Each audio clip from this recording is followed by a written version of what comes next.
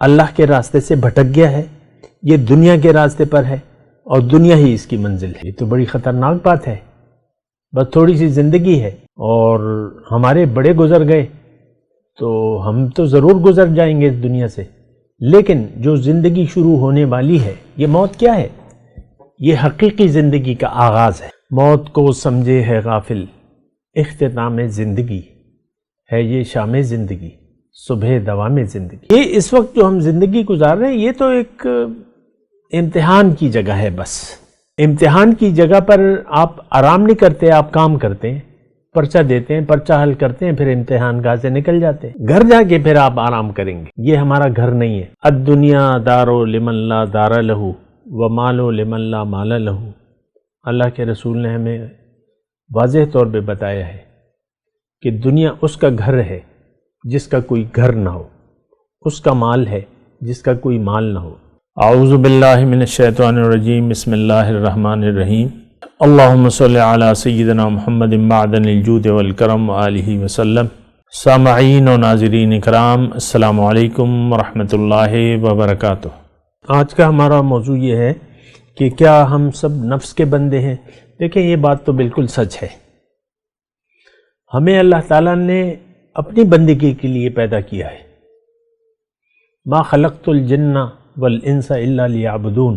اللہ نے واضح طور پہ فرمایا کہ میں نے جن اور انسانوں کو صرف اس لیے پیدا کیا ہے کہ وہ میری بندگی کریں اور اپنی منزل تک پہنچے۔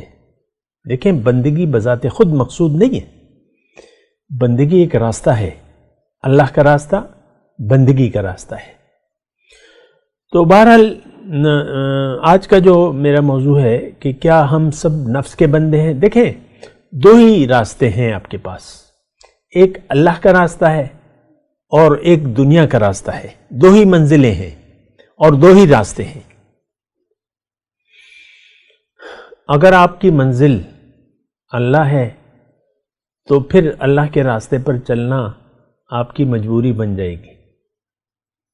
جس طرح کہ ایک بھوکا بھوک کے وقت پریشان ہو جاتا ہے، یا ایک پیاسا پیاس کے وقت پیاس سے پریشان ہو جاتا ہے، اسی طرح اگر اللہ کو آپ نے منزل بنا لیا تو آپ بندگی کی شدید ضرورت محسوس کریں گے، کیونکہ اللہ کا راستہ بندگی کا راستہ ہے، اس کی عبادت کا راستہ ہے اور خواہشات نفس کا خلاف کا راستہ ہے۔ لیکن اگر آپ کی منزل دنیا بن گئی، دنیا کا دھوکہ لگ گیا، یہ منزل دیکھیں کب انسان دنیا کو منزل بنا لیتا ہے؟ جب یہ سوچ سمجھ سے کام نہیں لیتا اور کسی کی بات پر یقین کرنے کے لیے تیار نہیں ہوتا۔ یہ دو ایسی چیزیں ہیں جو آپ کو جہنم میں لے جانے کا بنیادی اس کا کردار ہے۔ سورہ ملک کی آیت میں اکثر آپ کو سناتا رہتا ہوں کہ جہنم کے کنارے جہنمیوں کو جب کھڑا کیا جائے گا، وہاں پر وہ ایک افسوس کریں گے جو سورہ ملک میں ہے، وَقَالُوا لَوْ كُنَّا نَسْمَعُ أَوْ نَعْقِلُ مَا كُنَّا فِي أَصْحَابِ السَّعِيرِ۔ وہ جہنمی کہیں گے، کاش کہ ہم کسی کی بات پر یقین کر لیتے یا عقل سے کام لیتے تو آج ہم یہاں دوزخ میں نہ آتے۔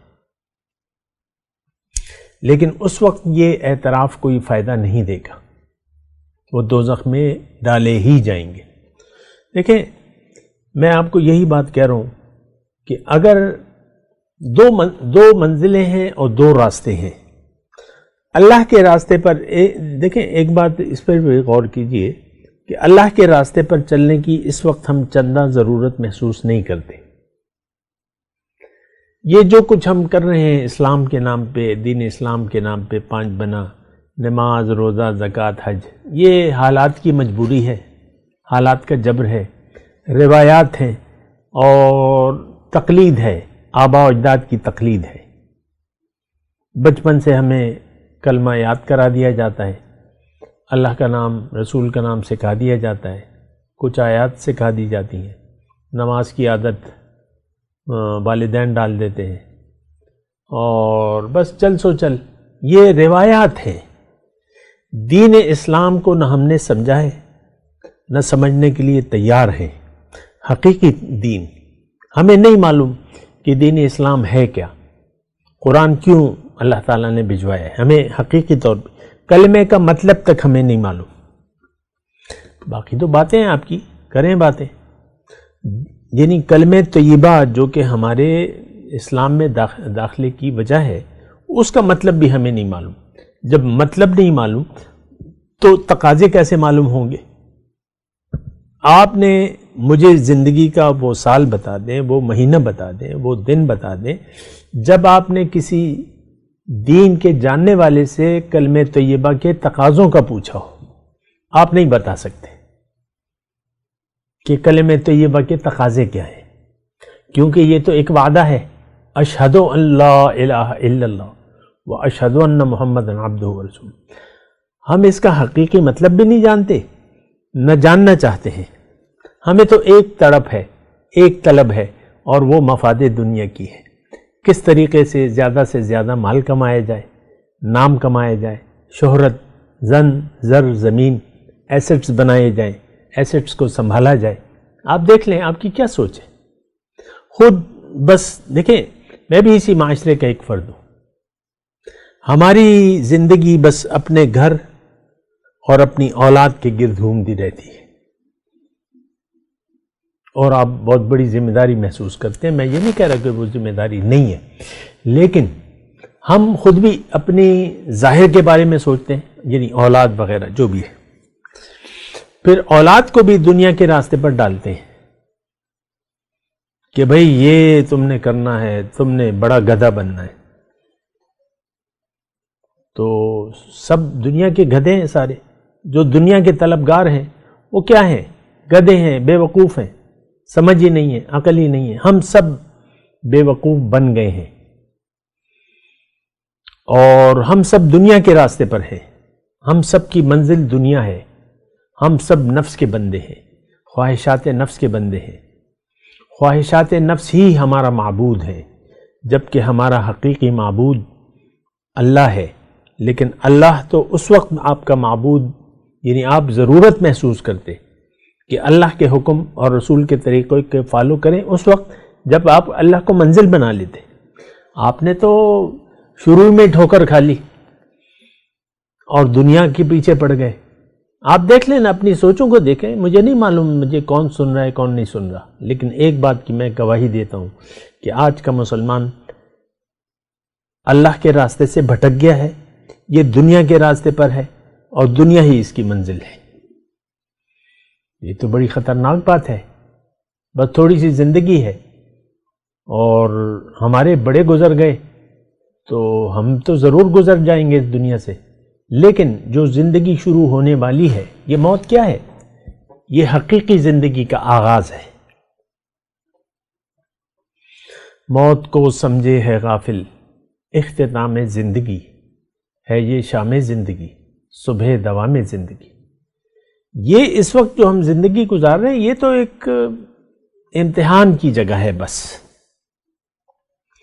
امتحان کی جگہ پر آپ آرام نہیں کرتے، آپ کام کرتے ہیں، پرچہ دیتے ہیں، پرچہ حل کرتے ہیں، پھر امتحان گاہ سے نکل جاتے ہیں۔ گھر جا کے پھر آپ آرام کریں گے، یہ ہمارا گھر نہیں ہے۔ الدنیا دارو لمن لا دار لہو ومالو لمن لا مال لہو۔ اللہ کے رسول نے ہمیں واضح طور پہ بتایا ہے کہ دنیا اس کا گھر ہے جس کا کوئی گھر نہ ہو، اس کا مال ہے جس کا کوئی مال نہ ہو۔ ہم سب دنیا کو اپنا گھر سمجھ بیٹھے ہیں۔ آپ دیکھ لیں، ایک سے ایک اچھا گھر بن رہا ہے اور دکھائے جا رہے ہیں۔ فیس بک پہ آج کل یہ جو پراپرٹی والے ہیں، ایک ایک گھر کو اندر سے دکھا رہے ہیں، اور اس پر جس طرح لاکھوں کروڑوں روپے ایک ایک گھر پہ خرچہ ہوتا ہے، وہ آپ کو معلوم ہے۔ ہر شخص اپنی حیثیت کے مطابق اور اس سے بڑھ کر گھر بنوانا چاہتا ہے۔ بعض اوقات قرض لیا جاتا ہے، یعنی گھر بنانے کے لیے۔ میں نہیں کہتا ہے کہ یہ حرام ہے یا حلال ہے، اس کی بات نہیں کر رہا، لیکن آپ کی ساری نظر دنیا پر ہے، اور دنیا ہی آپ کا مدعی زندگی ہے۔ اس کا ایک نقصان میں آپ کو واضح طور پہ بتا دوں، آپ دنیا میں کبھی خوش نہیں رہ سکتے، آپ پریشان رہیں گے، بدحال رہیں گے۔ اس وقت بھی آپ پریشان ہیں اور آپ کی پریشانیاں کا تعلق سب کے سب دنیا سے ہے۔ آپ خوش نہیں رہ سکتے، یہ بات نوٹ کر لیں۔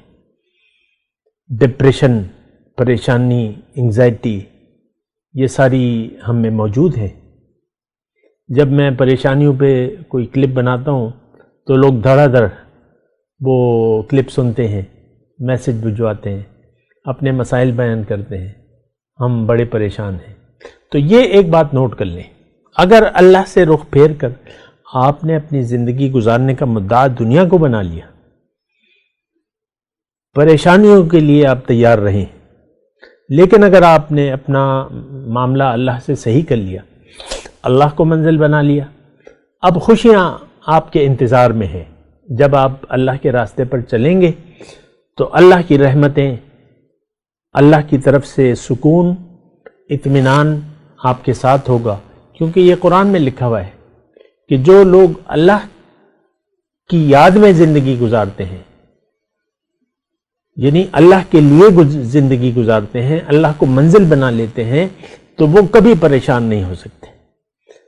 اللہ تعالیٰ نے وعدہ کیا ہے کہ جو میرے لیے زندگی کو خاص کر دے اور اپنے اعمال کو آخرت کے لیے کرے، یعنی میرے لیے کرے، تو اس کو میں ایک بہت اچھی زندگی عنایت فرماؤں گا۔ بات سمجھنے اور سوچنے کی ہے۔ وآخر دعوانا ان الحمد للہ رب العالمین۔ السلام علیکم ورحمۃ اللہ وبرکاتہ۔ مولاي صل وسلم دائما ابدا على حبيبك خير الخلق كلهم